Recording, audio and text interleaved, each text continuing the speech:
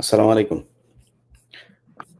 প্রিয় দর্শক আপনারা ওয়ালাইকুম জানেন আসসালাম। সবাই যে সেনা কর্মকর্তাদের মধ্যে যারা দুর্বৃত্ত, যারা গুম-খুনের সাথে জড়িত ছিল এরকম আ একটা তালিকা আন্তর্জাতিক অপরাধ ট্রাইব্যুনাল তারা প্রকাশ করেছেন। এবং সেটার প্রেক্ষিতে নানান নাটকীয়তার পরে আপনারা দেখেছেন ২ দিন আগে সেনাবাহিনী আইএসপিআর এর মাধ্যমে তাদের সংবাদ বিজ্ঞপ্তিতে সংবাদ সম্মেলন করেই জানিয়েছেন যে তাদেরকে সেনা হেফাজতে নেওয়া হয়েছে। এর মধ্যে ১৫ জন আছেন। বাকিদের পাওয়া যায়নি। ১৫ জন এসেছেন এবং মেজর জেনারেল কবিরকে নিয়ে নানান নাটকীয়তা এর মধ্যে আপনারা শুনেছেন। তিনি তামাবিল হয়ে পালিয়ে গিয়েছেন এমনটাও শোনা গিয়েছে। অনেকে বলেছেন তিনি এখনো যেতে পারেন নাই।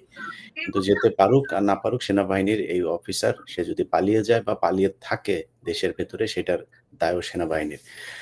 তো আজকে যে কারণে আমরা গুরুত্বপূর্ণ এই লাইভটি করতে এসেছি সেটা হচ্ছে যে আপনারা আপনাদের সাথে ওয়াকার সে যে মানে জন্মগতভাবেই যে সে যে আওয়ামী লীগ মিথ্যাবাদী এবং দেশবিরোধী সেটার প্রমাণটা আপনাদেরকে দেখানোর জন্য জানানোর জন্যই আসা। সে তার আইএসপিআর এর মাধ্যমে বলেছেন আ আইএসপিআর এর যদি সংবাদ সম্মেলনটার একটা পার্ট আপনাদেরকে বলি, জনাব আ স্যারের প্রতি সম্মান রেখেই বলছি। স্যার বলেছেন যে, আমরা আ মেজর জেনারেল কবির তিনি বাড়ি থেকে বের হয়েছেন তার আইনজীবীর সাথে কথা বলার জন্য, আলাপ করার জন্য এটা বলে তিনি বের হয়েছেন। তারপরে তিনি আর বাসায় আসেননি। মেজর জেনারেল কবির কোথায় আছেন, কিভাবে গিয়েছেন এটা সেনাবাহিনী জানে। পুরো মিথ্যা কথা বলেছেন। তার চেয়ে সবচেয়ে বড় মিথ্যা কথা যেটা সেটা হলো যে আসামিদেরকে তারা বলছে সেনা হেফাজতে নেওয়া হয়েছে। সেনাবাহিনীর কোনো মামলায় তিনি আটক হয় নাই। সেনাবাহিনীর কোনো তদন্তের কারণে তাকে আটক করা হয়নি। তাকে সুনির্দিষ্টভাবে আটক করা হয়েছে গুম-খুনের অভিযোগ থাকার প্রেক্ষিতে। বাংলাদেশের সংবিধান, বাংলাদেশের আইন এই সব মিলিয়ে যদি আমরা বলি তাহলে সেনা আইনে তাদের বিচার করার কোনো সুযোগ নাই। আমরা গতকালকে আমি অনুষ্ঠানের কোনো এক জায়গায় আপনাদেরকে আন্তর্জাতিক অপরাধ ট্রাইব্যুনালের চিফ প্রসিকিউটর যিনি আছেন তাজুল ইসলাম তার বক্তব্যটা শোনাবো। তার এই বক্তব্যের পর থেকে আমার মাথায় আসলো যে তাহলে তিনি যেটা বলছেন যে ২৪ ঘন্টার মধ্যে তাকে আদালতে আনতে হবে আসামিদেরকে। তাকে এখনো আনুষ্ঠানিকভাবে কিছু জানানো হয়নি। তার মানে এর মধ্য দিয়েও ওয়াকার একটা ধূম্রজাল তৈরি করার চেষ্টা করছে। এবং পরবর্তীতে যেটা জানতে পারলাম ঘটনাটা আসলে সেটাই ঘটেছে। তাদেরকে দেয়া হচ্ছে না। তাদেরকে নিয়ে পরিমিতি শুরু করেছেন ওয়াকার। তো সে বিষয়টা নিয়ে আমরা কথা বলব। আমরা ১ম এই আমাদের সাথে একজন বিজ্ঞ আইনজীবী আছেন। আপনারা আ আ ফখরুল ইসলামকে সবাই চেনেন মোটামুটি। উনি বিখ্যাত আইনজীবী আমাদের সালাউদ্দিন কাদের চৌধুরী, জনাব দেলোয়ার হোসেন সাঈদী সহ অনেকের মামলায় তিনি লড়েছেন আ আ বিবাদী পক্ষে হয়ে। ফখরুল ভাই আমি আপনার কাছে ১ম এই যাই যে ধরেন আমাদের যে সংবিধানেও যে এই কথাটা বলা আছে যে কোন জি, আসামিকে যদি গ্রেপ্তার করা হয় যেকোনো বাহিনীর দ্বারা যদি সে গ্রেপ্তার হয় তাকে ২৪ ঘন্টার মধ্যে নিকটস্থ ম্যাজিস্ট্রেটের আদালতে তাকে নিয়ে যেতে হবে। তার উপরে এখন আমাদের গুম-খুনের জন্য সুনির্দিষ্ট বিশেষায়িত যে আ আদালতটি করা হয়েছে এর বাইরে অন্য কোনো জায়গায় এটার বিচার করার কোনো সুযোগই নাই। সেক্ষেত্রে এই যে আসামিদেরকে ধরে রাখা হয়েছে এবং তাদেরকে হস্তান্তর করা হচ্ছে না এমনকি আ যদি অনডকুমেন্টেড যদি কোনো কিছু বলা হয় যে আ তাজুল ইসলামকে অর্থাৎ আন্তর্জাতিক অপরাধ ট্রাইব্যুনালকে জানানো হয়েছে যে হ্যাঁ, আমরা গ্রেপ্তার করেছি, তারা আমাদের হেফাজতে আছে। এরকম কোনো কিছু আমি এই আপনাদের সাথে লাইভে সংযুক্ত হওয়ার আগেও একজনের সাথে কথা বলে কনফার্ম হলাম যে এখন পর্যন্ত তাদেরকে কোনো লিখিত কোনো কিছুও জানান নাই।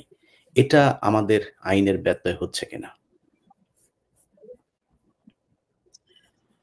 ওয়েল আমাদের সিআরপিসি এবং সংবিধানের বিধান অনুসারে কাউকে আম আম অ্যা অ্যারেস্ট করার ২৪ ঘন্টার মধ্যে নিয়ারেস্ট ম্যাজিস্ট্রেট আদালতে আ আ সোপর্দ করতে হবে। এখন আ আমিও খুব সতর্কতার সঙ্গে লক্ষ্য করছি যে ক্যান্টনমেন্ট থেকে কি জাতীয় বক্তব্য প্রদান করা হচ্ছে। তবে তারা বলছেন যে তারা ১৫ জন সেনা অফিসারকে তাদের হেফাজতে নিয়েছেন। কিন্তু অন্যদিকে এদেরকে ২২ তারিখে এই আদালতে হাজির করার জন্যে যে নির্দেশ দেওয়া হয়েছে, তো আমরা যদি ধরেও নিই যে তারা সেনা হেফাজত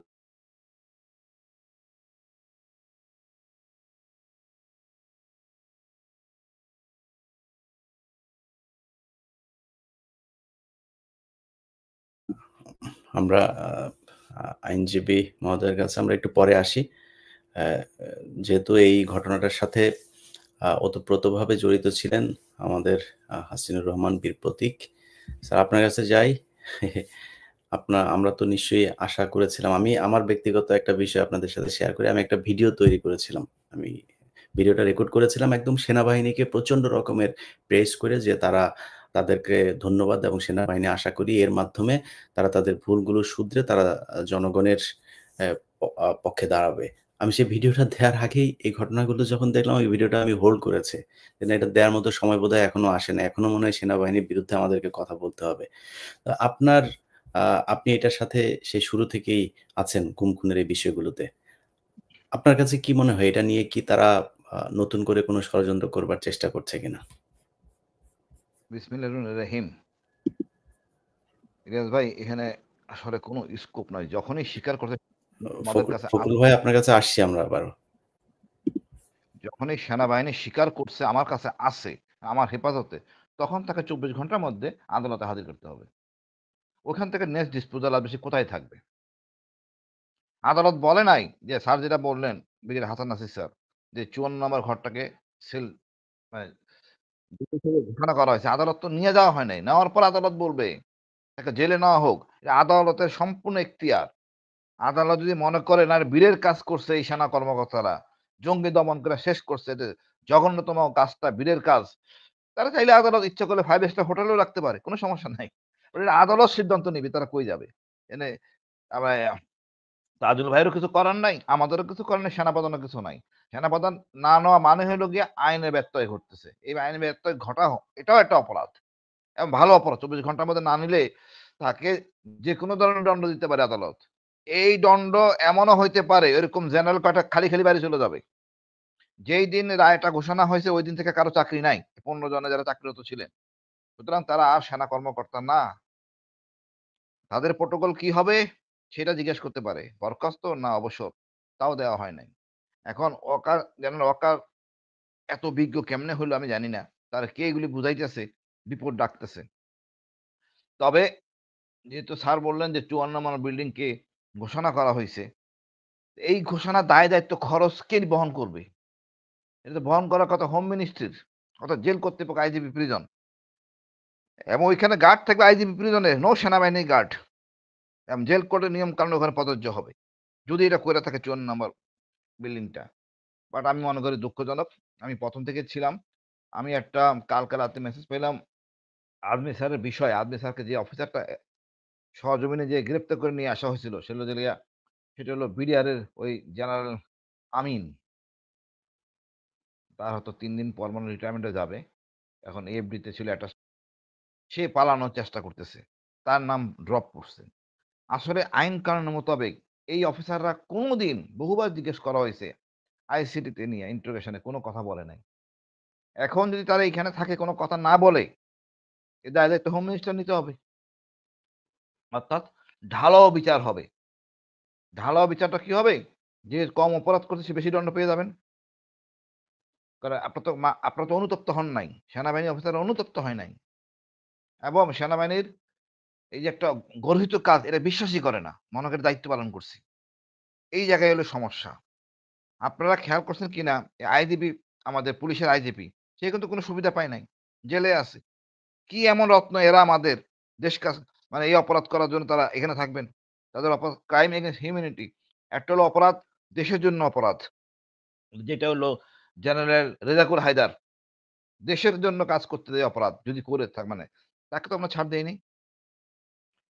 আর জেনারেল হারুন সেনাপ্রধান ছিলেন, ব্যক্তিগত অপরাধ। জেনারেল রেজাকুল হায়দারকে আমরা সুবিধা দিলাম না। এরা করছে দলের জন্য অপরাধ। রেজা ইলিয়াস ভাই এরা করছে দলের জন্য জঘন্যতম অপরাধ। এই অপরাধের ধরনটা হলো গিয়ে মারাত্মক। সুতরাং এটা তো ইনিয়ে মিনিয়ে বলা কিছু নাই। তারপরে বলব ইলিয়াস ভাই অপরাধ করছেন না জাইনা বা না বুঝে আদেশ পায় না করছে। আমরা আর্মির লোকরা আদেশ মানি, যাচাই করি না। কিন্তু আপনারা কি অনুতপ্ত না এখনো? এত কিছুর পরও কি আপনারা অনুতপ্ত না? মানে আমি লজ্জিত যে আপনারা এখন অনুতপ্ত হচ্ছেন না। জনগণের কাতারে জনগণের পালস বুঝতেছেন না। আপনি যদি এই ক্যান্টনমেন্টের ভিতরে রাখেন, ছাত্ররা যদি কালকে আন্দোলন শুরু করে, তখন তো হোম মিনিস্টারের এসে টান পড়বে। তার পদত্যাগ চাই। তখন কই যাবে? এইগুলি বলার সিদ্ধান্ত নাই। হোম মিনিস্টার ওই গেজেট আদেশ করতে পারেন না। এটা অবৈধ আদেশ। এটা বিচারক বলবেন কোথায় থাকবে কি থাকবেন না, যদি কোন সুবিধা দিতে হয়। অন্য কেউ না। এই যে অ্যাবসলিউট বিচারক, এরা জুডিশিয়ালি ম্যাটার, এটা এক্সিকিউটিভ ব্রাঞ্চে মানে যারা ক্ষমতা প্রয়োগ করে তাদের ক্ষমতা না। যাই হোক ভাই, আমি মনে করি এটা আরো নেগেটিভ রিপারকাশন হবে। প্রতিদিনই এরকম চলবে সেনাবাহিনীর বিরুদ্ধে, সেনাবাহিনীকে জনগণের সামনাসামনি দাঁড় করে দিচ্ছে। আমার এত মনে খায়েশ কোন এদেরকে রাখার জন্য আমি জানতে চাই ওয়াকারের কাছে। উনি যে আমি জানতেন এই না, এখন প্রসঙ্গে আমরা একটু বলতে পারি? হ্যাঁ ভাই বলেন, ভাই বলেন। জি, আপনি একটা একটা করে দেখুন। 7 খুনের আসামিদেরকে সঙ্গে সঙ্গে চাকরি থেকে বরখাস্ত করার পরে ওই নারায়ণগঞ্জের আদালতে গিয়ে হাজির করানো হয়েছে। 21শে আগস্টের মামলায় ব্রিগেডিয়ার রহিম সাহেব এবং general major general Razzakul Haider সাহেবকে পুলিশের হেফাজতে নিয়েছে। 10টা কষ্ট মামলায় একই রকমের কার্য করা হয়েছে। এই ক্ষেত্রে যাদেরকে সেনা হেফাজতে নেওয়া হয়েছে তাদেরকে কিন্তু সঙ্গে সঙ্গেই এই আন্তর্জাতিক অপরাধ ট্রাইব্যুনালে হাজির করে আন্তর্জাতিক অপরাধ ট্রাইব্যুনাল মানবতা বিরোধী অপরাধের জন্য যে আদেশ প্রদান করতেন, অন্যান্য আসামিদেরকে যেরকমের করেছে আগে, যেমন সালাউদ্দিন কাদের চৌধুরী সাহেবকে নিয়ে এসে অন্য মামলায় সুনারেশ করে এই ট্রাইব্যুনালে নিয়ে আসছেন। নিয়ে আসার পরে ট্রাইব্যুনাল তাদেরকে ডিটেনশন দিয়ে জেল হাজতে পাঠিয়েছে। এখন আপনি দেখুন, আমাদের former chief justice former chief justice হলো না খায়রুল হক সাহেবকে জেলখানায় রেখেছে, ফরমার আইজিপি কে জেলখানায় রেখেছে।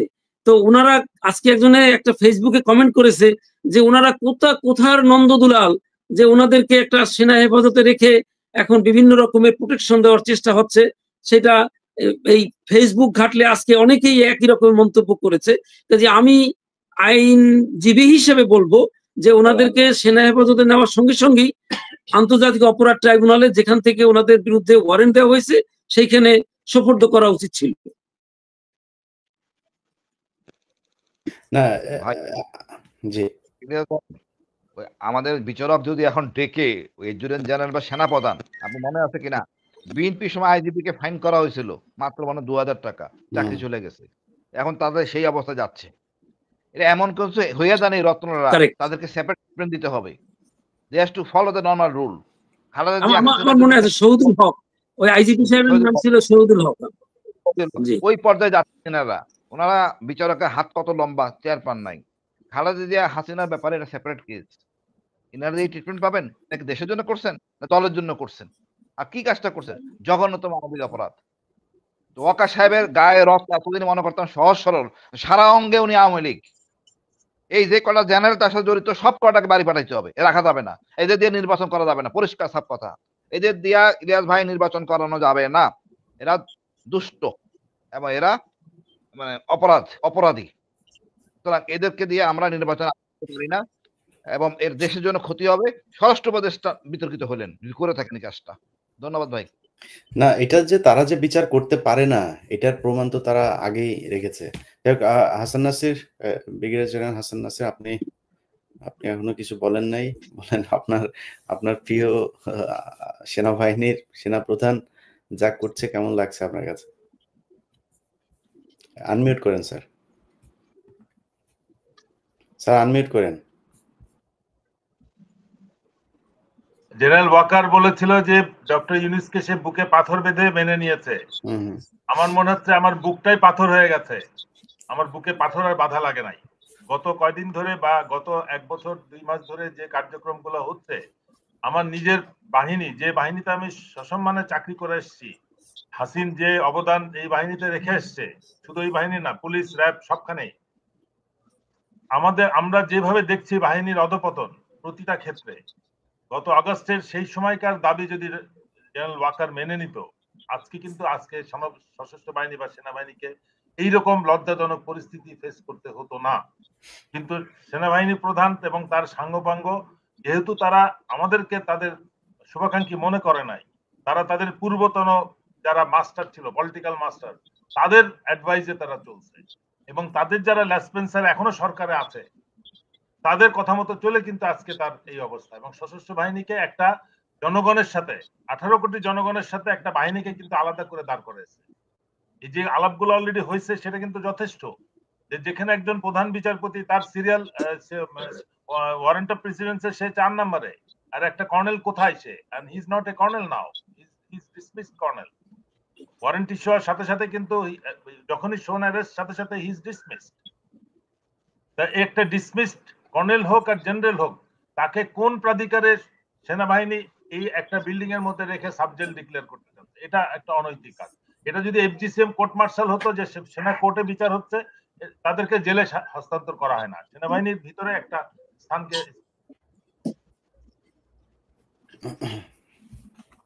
না, সাবজেলটা তো সাবজেল আপনি ডিক্লেয়ার করতে পারবেন আদালতে সুপর্দ করার পরে, আদালতের পারমিশনে সাবজেল ডিক্লেয়ার করতে আপনি পারবেন। যেমন আমি ওই পয়েন্টে এখন আসি নাই, আমি শুধু মিলিটারি অ্যাসপেক্টে আসছি।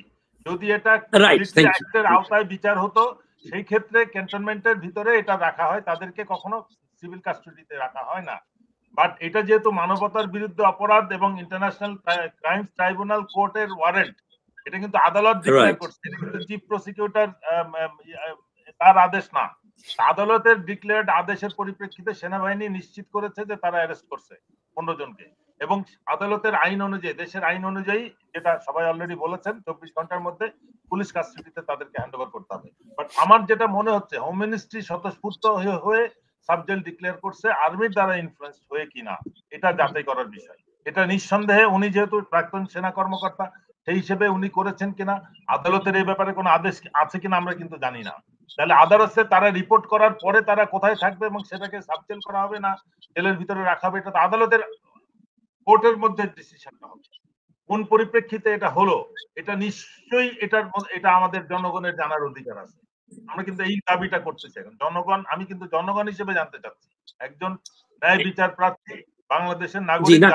এই প্রসঙ্গে আমি একটু বলি, একজন আসামি যখন আদালতের আওতাধীন থাকবে, তার ওয়েলফেয়ার বলতে তার যদি কোনো চিকিৎসা লাগে, তার অন্যান্য যদি কোনো অসুবিধা হয়, পরিবারের সঙ্গে দেখা করা ইত্যাদি, জেল কোর্টে যে রকমের আছে, সেই অনুসারে আদালত আদেশ করতে পারবেন। যেমন আপনাদের মনে থাকবে নিশ্চয়ই 2007-8 সালে ম্যাডাম খালেদা জিয়াকে, তারা তো এখনো কোর্টে রিপোর্ট করে নাই, ওই পর্যায়টা আসবে তো কোর্টে।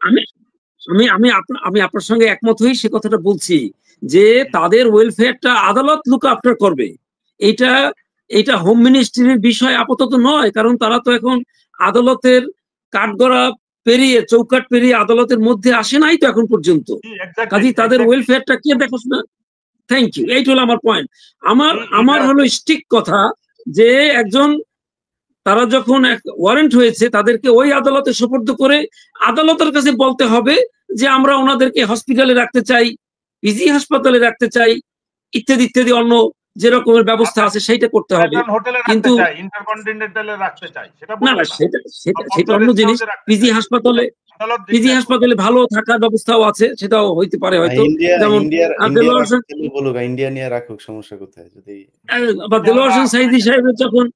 দেলোয়ার হোসেন সাইদি সাহেব যখন অসুস্থ হয়ে পড়লেন, তখন এই আন্তর্জাতিক অপরাধ ট্রাইব্যুনালের জজ সাহেবরাই এত হস্টাইল থাকার পরেও ওনাকে কিন্তু বার্ডেমে চিকিৎসার ব্যবস্থা করে দিয়েছিলেন সে সময়। কাজে ওয়েলফেয়ারটা আদালতের উপরে নির্ভর করবে। যেমন আমি যখন অ্যারেস্ট হলাম, আমাকে আদালত ইচ্ছা করেই ডিভিশন দিয়েছে, কাজে আমার 4 বছর আদালতে থাকাটা একটু মোটামুটি কম্পারেটিভলি বেটার ছিলাম আর কি। ওই আমার পাশে মেজর জাকির সাহেব ছিল কিছুদিন, এরকমের। কাজে এটা আদালতের ব্যাপার। জি, আমি বলতে চাচ্ছি এই ঘটনার যেটা ঘটছে, এটা যদি হোম মিনিস্ট্রি স্বতঃস্ফূর্ত ভাবে করে থাকে, সেনাবাহিনীর ইনফ্লুয়েন্সে যদি করে থাকে, অবশ্যই এটা আইনের বরখেলাপ। না, আমি একটু ইলিয়াস ভাইকে অনুরোধ করব যে হোম মিনিস্ট্রি যে যদি এরকম একটা প্রজ্ঞাপন জারি করে থাকে, তাহলে কার আবেদনে জারি করলেন সেইটা আপনি একটু খুঁটিনাটি দেখতে পারবেন, যেটা আমাদের পক্ষে সম্ভব না। কারণ আপনি দেখি অনেক সুন্দর সুন্দর জিনিস বের করে নিয়ে আসেন, যেটা আপনি তো যাদেরকে বললেন, ধরেন আইএসপিআর যেটা বললো যে তাদেরকে সেনা হেফাজতে নেওয়া হয়েছে, মানে সেনা হেফাজতে নেওয়া হয়েছে, তো মানে সেনাবাহিনী তো তাদের বিরুদ্ধে মানে সুমোটো কোনো কিছু তো করে নাই। সেটা যেহেতু করে নাই, তাহলে কাদের জন্য ধরলো? যাদের জন্য ধরলো সেই সংস্থাকে এখন পর্যন্ত ইনফর্ম করা হয় নাই, জানেন না। তাদের কাছে পৌঁছাতে হবে তো, আসামিরা সেখানে পৌঁছালে না বোঝা যাবে যে তারা। ইলিয়াস ভাই, এখানে ইনফর্ম করা কিছু নাই।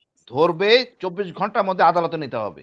না এখানে আসামি পক্ষের আইনজীবী থাকবে, সে বলবে ভাই আমার লোকজন অসুস্থ স্যার, এদের Right. ছেড়ে দেন, জামিনে রাখেন। এটা হলো নিয়োগ ওখানে করতে মারামারি পারবে। হবে, তাজুল ভাইয়ের পার্টি আর এই আমাদের আর্মি অফিসারদের পার্টি, ওইখানে সিদ্ধান্ত হবে কি হবে কি হবে না। মাঝখান স্যার, দিয়ে অন্য কারো সিদ্ধান্ত করার ক্ষমতা নাই, এই এটা আমি আদালতে আমি আইন। আমি বলি, ধরেন আপনি তো এটা আইনের কথা বললেন, মানে আইএসপিআর বা সেনাবাহিনী তো কোনো মানে আইন প্রয়োগকারী সংস্থা না, তাই না? এরা তো আমাদের আইন প্রয়োগকারী সংস্থা না।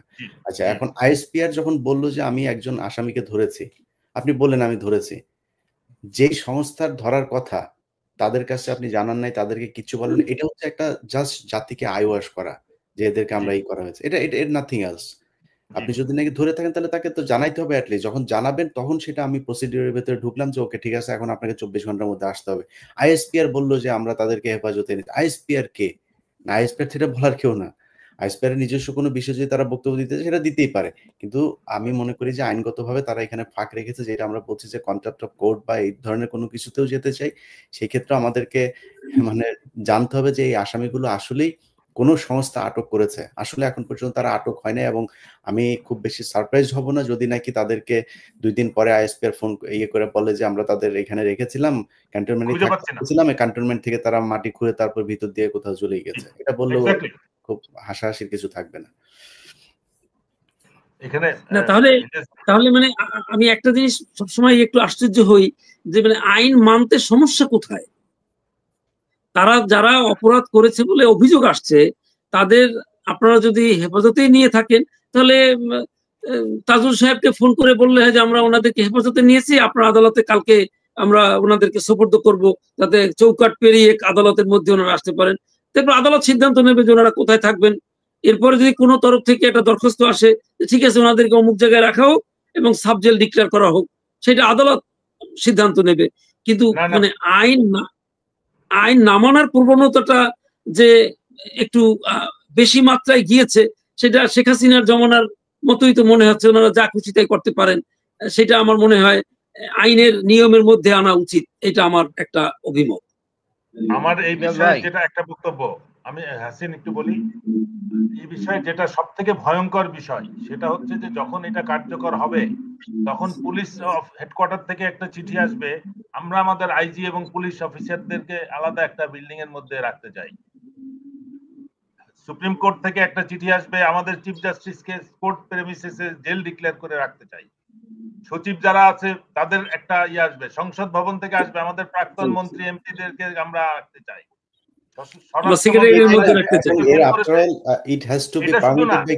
আগামীতে আপনি ওই রংপুর বা ভুরুঙ্গামারি ওখানকার একটা নেতা, রাজনৈতিক নেতাকে অ্যারেস্ট করবেন, সেও তাকে ধরে রেখে বলবে যে আমরা এখানে তারে রেখে সাবজেক্ট ডিক্লেয়ার করেন।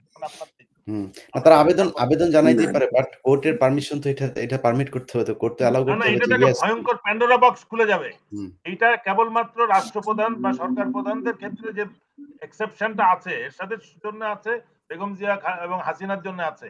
এটাকে আমার মনে হয় ওই লেভেলের পরে আনলেই it will open Pandora box, এবং যেটা ম্যানেজ করা কোনোভাবেই মানে দেশটা চরম বিশৃঙ্খলার মধ্যে চলে যাবে। এটা কোনোভাবেই অ্যালাউ করা যাবে না। এটাকে অবশ্যই, যে প্রত্যেক আইন যেহেতু সবার জন্য সমান, এটা তারা বিচারের কাঠগড়া ফেস করে নির্দেশকে নির্দোষ প্রমাণ করে আসুক, তারপরে দরকার হলে সরকারের কাছে কম্পেনসেশন ডিমান্ড করবে যে আমরা নিরপরাধ হওয়া সত্ত্বেও আমাদেরকে আসামি করে জেলে রাখা হয়েছে। এরকম করলে তো বাংলাদেশে তাছাড়া ওনাদেরকে বিশেষ সুবিধা দেওয়ার তো কোনো কারণ নাই। এখন পর্যন্ত বলা হয় না যে ওনারা কেউ অসুস্থ, ওনারা অসুস্থ এরকমের কথাও তো কেউ জানে না। আমার তো মনে হয় ওনারা সার্ভিং আর্মি অফিসার্স, মানে ভেরি ওয়েল। ওইটা তো আলাদা কথা, বাট কোর্টে রিপোর্ট করার আগে, আসামিদেরকে কোর্টে প্রডিউস করার আগে কি করে সাবজেক্ট ডিক্লেয়ার হলো, সেটা হচ্ছে সবথেকে বড়। রাইট, এইটা ইলিয়াস ভাই খুঁটিনাটি বের করতে পারবেন, আমি এটা দৃঢ় বিশ্বাস করি। এটা বের করার কিছু নাই ভাই, এটা অনুসন্ধান করার কিছু নাই। না, এটা হোম মিনিস্ট্রিতে বলতে হবে। আপনি যেহেতু খুব অনুসন্ধানী জার্নালিজম এর মধ্যে আছেন, আপনার পক্ষে সমাজে আমি এটা পারবো না যেমন। না, এটা খুবই ট্রান্সপারেন্ট। জি, আমি বলি, আমি ওখানে গেট থেকে আমি চলে এসেছি, ওইটা আমাদের বিজয় কেতনের পাশে যে অফিসার মেসটা 3 তলা রাখা হয়েছে, ওখানে মানে ওখানে রাখা আর্মি ডিউটি করতেছে, এটা নিয়ম কারণে। যখনই সাবজেক্ট সম্পূর্ণ চলে যায় আইজিপি, মানে IDB prison, jail super, jail কারারক্ষী আসবে। এখন এর খাওয়া দাওয়া সব হবে কিন্তু ওই হোম মিনিস্ট্রির আন্ডারে, খাওয়া দাওয়া এক্সপেন্ডিচার সব এক্সপেন্ডিচার, কারেন্ট বিল সবকিছু। আমার কথা হলো না, এই এটা লোকদের আমি একটু বলি, জেল কোড অনুসারে আসামিরা ওই কোর্ট যখন পাঠিয়ে দেয় তখন ওনাদের খাওয়ার টাকাটা আসে মানে ডিসির কাছ থেকে। ওখানে চার্ট দেওয়া আছে যে কি কি তারা পাবে, এবং পিসিতে টাকা আপনি তো ছিলেন মধ্যে, আপনি তো জানেন ডিসি তারপরে সিদ্ধান্ত নেয় যে কিরকম রাইট সবকিছু হবে কোর্টের পরে। একই কথা বলছি। ওনারা যাবেন, বিচারক দাঁড়াবেন, তারপরে কথা জামিনও দিতে পারেন বিচারক চাইলে। হ্যাঁ, বিচারকের ব্যাপার, এটা অন্য কারো ব্যাপার না। বিচারক বলতে আপনার দেখতে ভালো লাগতেছে, ঠিক আছে, পাসপোর্ট জমা রাখেন, আপনার হাতে ঘোরাফেরা করেন। আচ্ছা, এবার বলতে ধরেন আপনারা তো কোর্টে টোটে নিয়ে যাচ্ছেন, আমি যতটুকু জানতে পেরেছি যাদেরকে আটকের কথা বলা হয়েছে তারা গতকালকে মিটিংও করেছেন। অতএব ওই ক্যান্টনমেন্টে থাকলে এটাই হবে। অতএব এখানে নিয়ে এত আশাবাদী হওয়ার কিছু নাই। আমরা বাংলাদেশের মানুষদেরকে জানানোর ইলিয়াস ভাই, আপনি ওই কি প্রজ্ঞাপনটা পেয়েছেন কিনা, ওই যে সাময়িকভাবে কারাগার ঘোষণার প্রজ্ঞাপনটা পেয়েছেন? হাতে আমার কাছে একটা কপি আছে, ওইটা ঢাকা টাইমসে যেটা বের হইছে। ও গুড গুড গুড। আমার অ্যাসোসিয়েট অ্যাডভোকেট মাত্রই আমাকে দেখালো যে এটা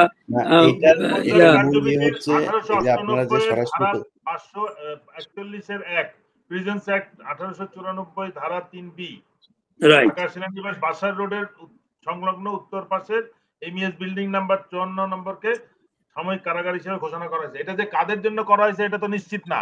ইট could be for chief justice, it could be for those ministers and others. আমরা ওইটাকে কোন রকম প্রিজুডিস না ধরে আমরা বলবো যে যাদেরকে এই গুমের জন্য ওয়ারেন্ট জারির পরিপ্রেক্ষিতে যাদেরকে ওয়ারেন্ট ইস্যু হয়েছে তারা কোর্টে রিপোর্ট করার পরে কোর্ট তাদের সিদ্ধান্ত দিবে। Let us not think about it now. আমরা এই দাবিটাই থাকবে যে তারা কোর্টে যাবে নিয়ম মোতাবেক অন্যান্য সব আসামিদের মতো। চিফ ইলেকশন কমিশনারকেও তো কোর্টে হাজির করে তারপরে সিদ্ধান্ত হয়েছে। এই জিনিসগুলা এখানে chief justice, chief election commissioner, ministers আছে, আইজি পুলিশ আছে, এক্স মিনিস্টার্স আছে। আগে তারা আদালতের মধ্যে চৌকাট পেরিয়ে আদালতের মধ্যে আসুক, তারপরে আদালত সিদ্ধান্ত নিক। আদালতের সিদ্ধান্তে তারা কোথায় থাকবে সেটা সেই অবস্থানে তারা রিপোর্ট করেছে। সুতরাং এই ঘোষণার সাথে আমি মনে করি যে এই 15 জনের কোনো সম্পর্ক নাই এবং এই 15 জনের ওখানে থাকারও কোনো সুযোগ নেই। যদি এটা হয়ে থাকে তাহলে এটা অবশ্যই একটা দুঃখজনক বিষয়। জি, প্রিয় দর্শক, আমরা এর আগে দেখেছি যে সেনাবাহিনী তাদের নিজেদের অফিসারদেরকে বাঁচানোর একটা প্রবণতা ছিল এবং তারা বিডিআর হত্যাকাণ্ডের বিচার করতে পারেনি। সেখানে তারা বিডিআর এর সদস্যদের উপরে নির্বিচারে তাদেরকে শাস্তি দিয়েছে, তাদের পরিবার ধ্বংস করে দিয়েছে, তাদের জীবন ধ্বংস করে দিয়েছে। তনু হত্যাকাণ্ডের ঘটনা নিয়ে আমি কাজ করছি এবং সেটার তনুর পরিবার এবং যেই সেনাবাহিনীর কর্মকর্তারা এটার সাথে জড়িত, আমি আজকের এই অনুষ্ঠান থেকে বলে রাখি, মেজর জেনারেল এনায়েতকে কোনোভাবে দেশ থেকে বের হতে দিয়েন না। তার স্ত্রী, তার ছেলে, এরা তনু হত্যার সাথে জড়িত এবং আমি এটার সবকিছু এখন আমার হাতেই আছে। আমি এই সপ্তাহের ভেতরে যে কোনো দিন আপনারা দেখতে পারবেন আমার ইউটিউব চ্যানেল এবং ফেসবুকে। তারা সবকিছু বলেছে। অতএব সেটাতে শুধু একটু আমি খুব চুম্বকাংশ বলে রাখি আপনাদেরকে, সেই হত্যাকাণ্ডের পর র্যাবের হেলিকপ্টার নিয়ে যে সেই ঘটনাস্থলের বেশ কিছু দূর জায়গার মাটি পর্যন্ত কেটে সেই হেলিকপ্টারে করে ঢাকায় নিয়ে আসা হয়েছে। কিছুদিন আগে গাজীপুরের যেই পুলিশ কমিশনার ছিলেন জনাব নাজমুল হক, তিনি তখন ওইখানকার সিআইডির এসপি ছিলেন। তিনি ওই মামলা নিয়ে তিনি কাজ করতে গিয়েছিলেন। তাকে প্রচন্ড রকমের অপমান করেছে এই সেনাবাহিনীর কর্মকর্তারা। শেষ পর্যন্ত খুব দ্রুত তাকে ওইখান থেকে বদলি করে দেওয়া হয়েছিল এবং সেটা নিয়ে সিআইডি কে কোনো কাজ করতে দেওয়া হয়নি। সিআইডি যখন জিজ্ঞাসাবাদ করতে চেয়েছে তখন সিআইডি কে বলা হয়েছে, তখনকার তৎকালীন সিআইডি প্রধান যিনি ছিলেন তিনিও চেষ্টা করেছেন এটাকে বিচার করার জন্য। তাদেরকে বলা হয়েছে আপনারা ক্যান্টনমেন্টে আসুন।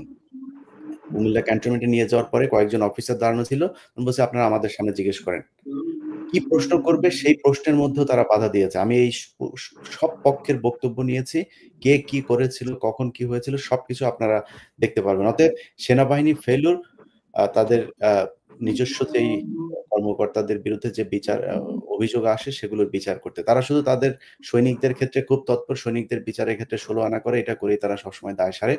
সো আমরা এই বিচারের জন্য বাংলাদেশ সরকারের যে আইন এবং আন্তর্জাতিক অপরাধ ট্রাইব্যুনালের যিনি চিফ প্রসিকিউটর আছেন তার উপরে আমাদের দেশবাসীর পূর্ণ আস্থা আছে। আমরা মনে করি যে তিনি যেভাবে এই বিচার করতে চাবেন, বাংলাদেশের আইন অনুযায়ী যে বিচারের যে বিধিমালা যে নিয়ম দেয়া আছে সেই নিয়ম অনুযায়ী বিচার হবে। আমরা সেই বিচার দেখতে চাই। আমরা দেশের মানুষকে আজকে জানানোর জন্যই মূলত এই আজকের এই লাইভ শোটা করা। আপনারা জেনে রাখুন যে ওয়াকার তাদেরকে ছাড়ার ক্ষেত্রেও নানান ধরনের টালবাহানা করছে।